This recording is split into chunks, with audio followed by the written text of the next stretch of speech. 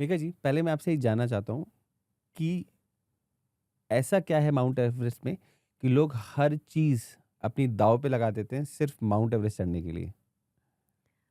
सबके लिए अलग-अलग होता है।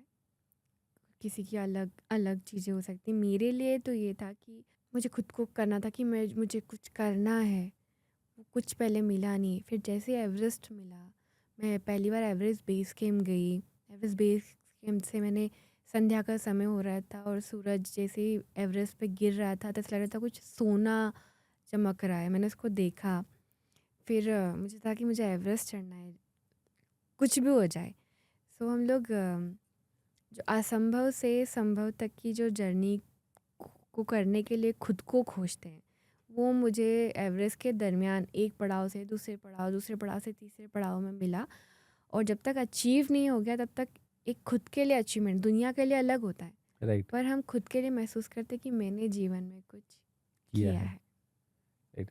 इट्स लाइक प्रूविंग आवरसेल्फ या कि हमको एक बार प्रूव करना है कि हाँ, हम कर सकते हैं, करेक्ट। राइट, हम हमारी शारीरिक, मानसिक, आध्यात्मिक सारी एनर्जी को फील कर पाते हैं, चेंज कर पाते हैं, बिल्डअप कर पाते हैं, महसूस कर पाते हैं।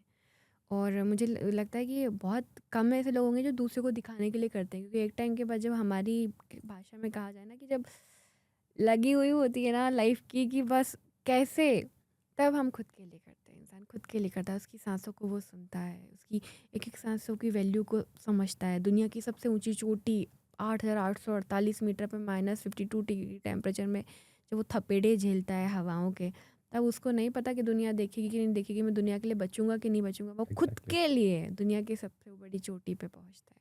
शुरुआत से शुरू करते हैं इसको।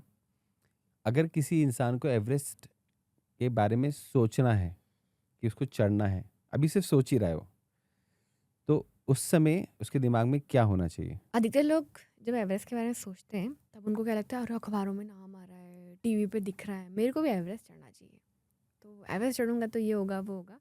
पर रियल में, एक्चुअल में आप एवरेस्ट के लिए कितना तैयार हो, कितनी आपके अंदर जिल है, और आप एवरेस्ट के बारे में सिर्फ सोच रहे हो या वहाँ चढ़ने के लिए बने हुए हो, ये उसकी ट्रेनिंग के पार्ट में ही समझ में आ जाता है। तो ओके, सोचना या सपने या मुंगेरी लाल के सपने हमने सोच लिए, पर उसके बाद की रियल जर्नी शुरू होती है कि पहले हमारे अ, हर पहाड़ का ही रूल होता है कि 70% मेंटल स्ट्रेंथ काम आती है, 30% फिजिकल स्ट्रेंथ राइट, काम आती है।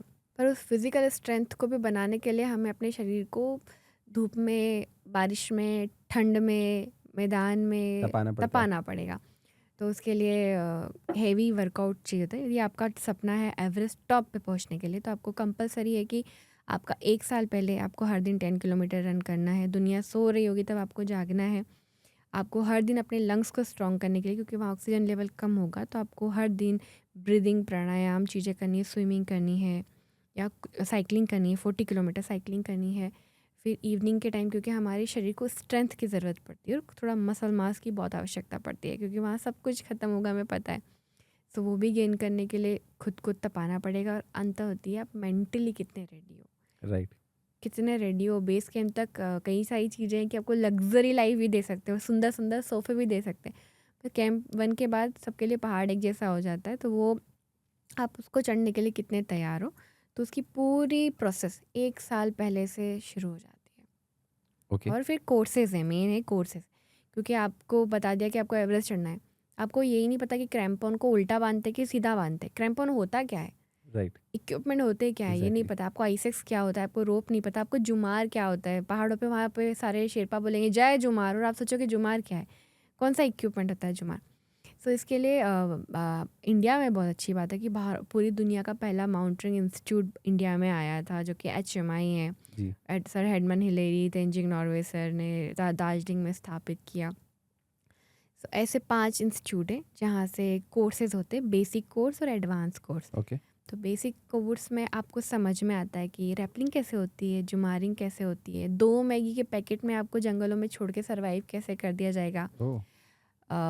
एवलांच आएगा तो आपको कैसे बचना है, इग्लू बना के आपको कैसे रहना है, टीम वर्क के साथ कैसे रहना है, आपका बैग कैसे पैक, मतलब रक्षक बोलते हैं हम उसको, रक्षक को कैसे पैक करना है, रोप का यूज़ कैसे करना है, रोप में जुमाल लगा के कैसे चलना है, ये सब चीज़ें बेसिक कोर्स और एडवांस कोर्स थोड़ा और एडवांस हो जाता है। Okay. So advance course 28 days के लगभग के होते हैं। वो कंप्लीट करने के बाद आपको ग्रेड मिलता है ओके। कि आप पहाड़ चढ़ने लायक अभी बने कि नहीं बने।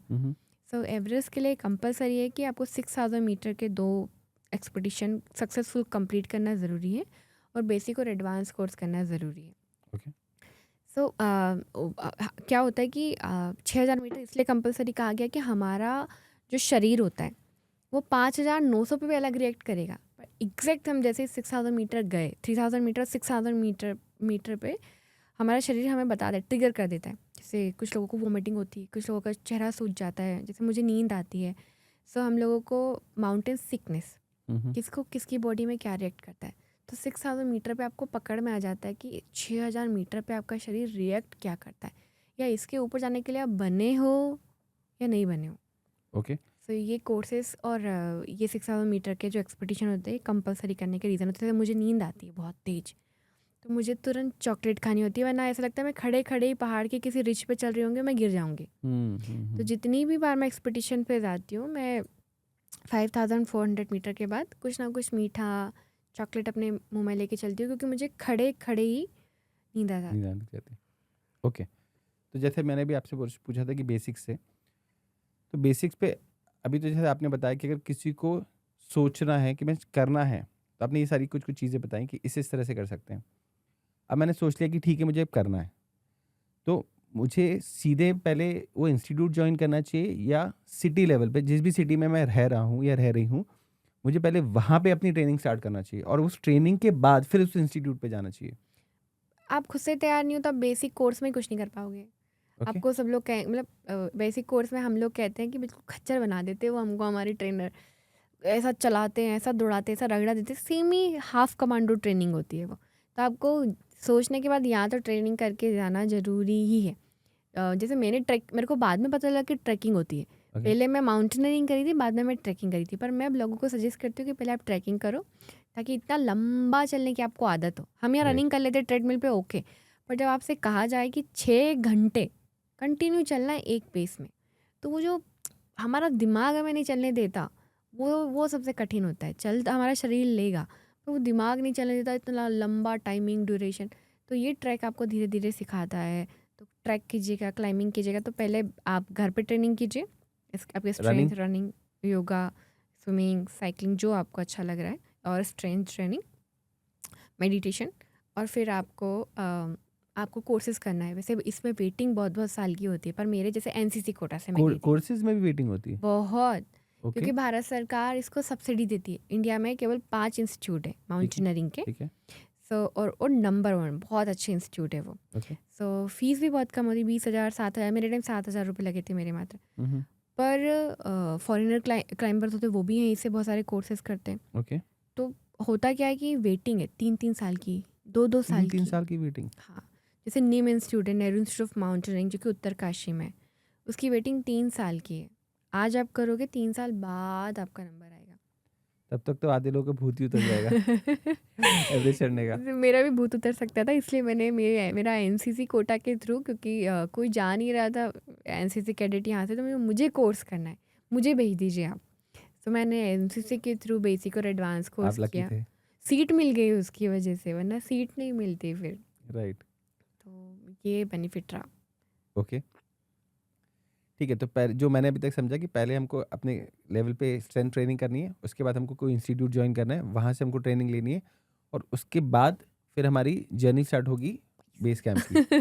राइट। इम्पॉर्टेंट है एग्जैक्टली। पैसा। अब मैंने ट्रेनिंग तो कर ली, या राइट। अब जैसे अभी आपने बोला पैसा, मैं उसी पैसे पे आ रहा था कि बहुत सारे इंस्टीट्यूट्स हैं जो आपको बेस कैंप तक घुमा के ले आते हैं, और आपको रहता है कि भाई हमने एवरेस्ट बेस कैंप कर लिया है, हाँ। ठीक है, और लोगों के लिए वही बहुत बड़ी उपलब्धि होती है कि भाई हम बेस कैंप करके आ चुके हैं।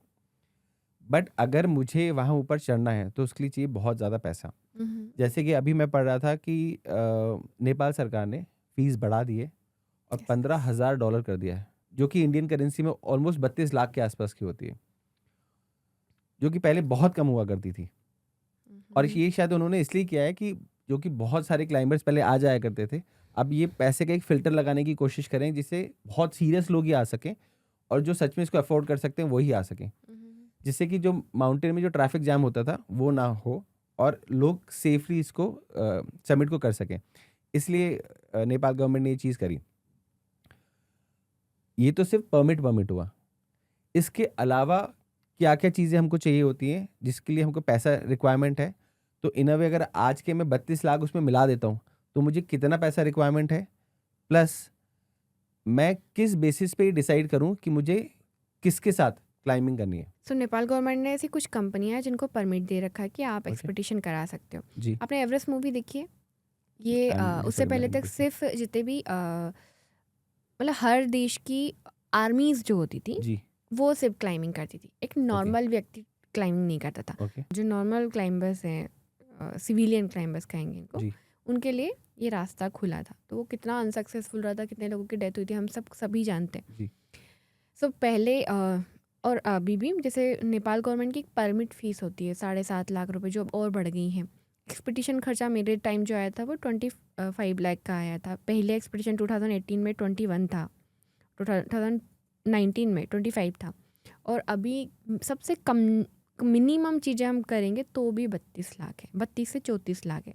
और आपको थोड़ा अच्छा चाहिए तो वो 45-40 लाख तक है। तो परमिट में क्या-क्या इंक्लूडेड होता है?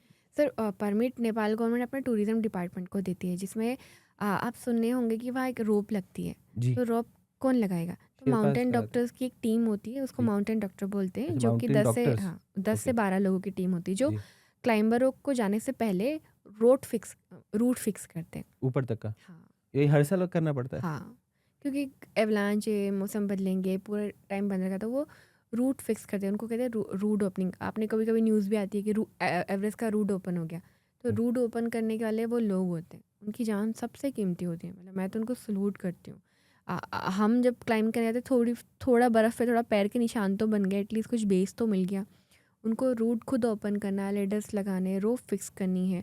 हमारे लिए भी टफ़ होता है। उसी रोप में कितना हम जो सामान वहाँ ऊपर लगते लेके हैं, जाते होंगे वो अपने साथ? थोड़ा-थोड़ा करके लेके जाते हैं, बट ओके, टफ़ है, बहुत टफ़ काम है, बहुत टफ़ से ज़्यादा रिस्की है।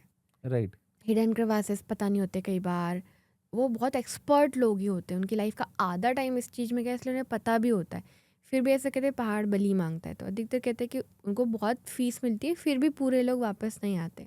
ओके, तो जो माउंटेन डॉक्टर थे वो रूट फिक्स करते हैं, तो ये नेपाल गवर्नमेंट को एक आर्थिक इनकम उनके टूरिज्म डिपार्टमेंट को भी मिलती है, और जो शेरपा की टीम है, फिक्सिंग टीम, सारी कंपनीज उनको देती है, पे करती है, हो जाती है। बाद में हमारे जो खर्चे होते हैं 4 से 5 लाख के हमारे इक्विपमेंट आते हैं, -52 डिग्री में हम जा रहे हैं, तो उसके लिए हम नॉर्मल कपड़े पहन के तो जा नहीं नहीं जा सकते। सकते, राइट, तो हमारा जो डाउन सूट होता है वही 1.5 लाख 1 लाख 1.5 लाख का आता है, जितना अच्छा आप लो। मैंने जैसे एवरेस्ट हार्डवेयर का लिया था, नॉर्थ फेस की चीज़ें ली थी। ग्लव्स 25-25 हज़ार के आते हैं, जुल्बो ग्लासेस, क्योंकि वहाँ स्नो बर्न होता है, आंखें मतलब हमेशा के लिए जा सकती हैं। तो 22-22 हज़ार के चश्मे आते हैं, हेड टॉर्च महंगी आती है। तो ये बहुत कॉस्टली हो जाता है। फिर वहाँ जो जाने का एक्सपीडिशन का जो हमारा ग्लोबल रेस्क्यू होता है, 1 महीने का आपका रेस्क्यू होगा, 80 से 90 हज़ार रुपये का इंश्योरेंस ऑटो, इंश्योरेंस। ओके, सो वो काफ़ी महंगा हो जाता है।